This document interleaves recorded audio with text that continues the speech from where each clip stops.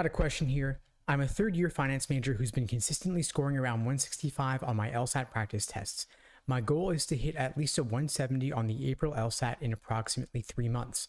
I've tried various study methods from online courses to self-study books, but I feel I'm plateauing.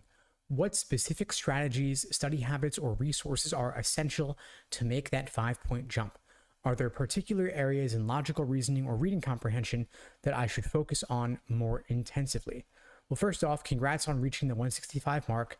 Hitting a 170 is certainly doable in the next 3 months or less between now and the April LSAT. One thing I'll say to start off, though, is that you actually want to improve by more than 5 points to be safely at the 170 mark. A lot of folks will experience a test day drop, and it never hurts to have a few points of buffer space just in case. So I'd want your PT average to be something like 173, 174, so that on your worst day ever, if you woke up sick that day, you'd still safely hit the 170 mark. You mentioned LR and reading comp, but you didn't mention games. So I'm curious, where are you currently at on games right now? Hopefully you're at perfection, maybe -1. Games is, of course, the most learnable and perfectible section. And if you want to be at 170, typically the students who are at or above the 170 mark are scoring perfect on games, maybe -1. Then they're losing roughly, 3 points on each of the other sections. You tried a bunch of different resources, books, courses. I'm curious, were those online courses on-demand videos, or do they include any live support? When you want to level up your score, that often requires leveling up your prep as well. So if you've only used books and videos, it'd be well worth trying some live classes, maybe in a small group setting to ensure that personalized attention, or maybe you want to shell out for some one-on-one coaching as well to help you reach that next level. Because at this point, typically when you're already in the 160s, high 160s especially, or beyond, a lot of what you're going to get in videos you've already seen before. What you're going to see in the books is oftentimes foundational, covering the basics. So if we're talking about one of those prep books that's like a phone book, like 500 plus pages, a lot of that material you're already past, because the reason you're getting questions wrong at this point when you're at the 165 mark is not because you have some fundamental misconception regarding a certain question type or approach. You're getting questions wrong just because they're hard. So you're not going to see necessarily a trend in, oh, I'm really struggling with strengthening questions, or grouping games really give me trouble.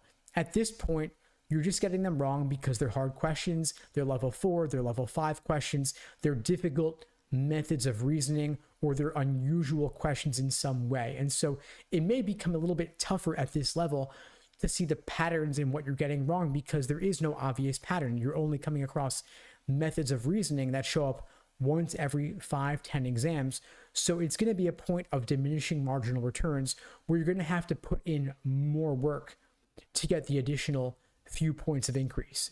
Another way to say that would be that, for example, it's easier to go from a 145 to a 150 than it is to go from a 165 to a 170. And in your case, you really want to be at, I would say, 175 probably, to safely score 170 on your worst day. So you mentioned, again, to back to your question, particular areas in logical reasoning or reading comp you should focus on. So particular areas in logical reasoning, I would say less common question types, because that's probably what you're getting wrong more often because it shows up more rarely. So I would think about evaluate the argument questions, tough parallel reasoning questions, cannot be true, for example.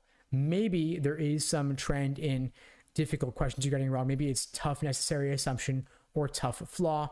I'd make sure you're really airtight on those, because necessary assumption and flaw are the most common types. So any improvements you make in your understanding of those types will likely pay dividends since they show up more frequently. And then I'm saying to shore up your gaps that you have, if any, in evaluate the argument and parallel, because they are less common types, but you want to make sure you're going to nail them even if they do show up.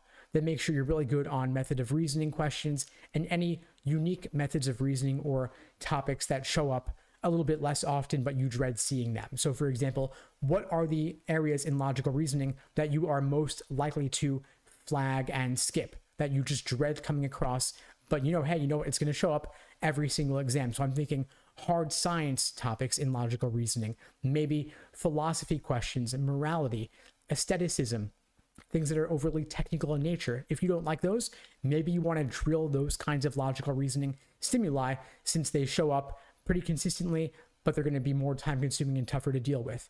For reading comprehension, same deal. Are there certain topics you just don't like? Is it hard science? Whatever it is, drill those. There are nearly 400 released reading comp passages that you can practice on. Anyway, I hope you found this helpful. If you did, please do me a favor and share this video with someone who needs to see it. I don't do any advertising for these videos. I rely only on word of mouth to help get the word out, and your spreading the word really does make a difference. In the meantime, I wish you all the best and take care.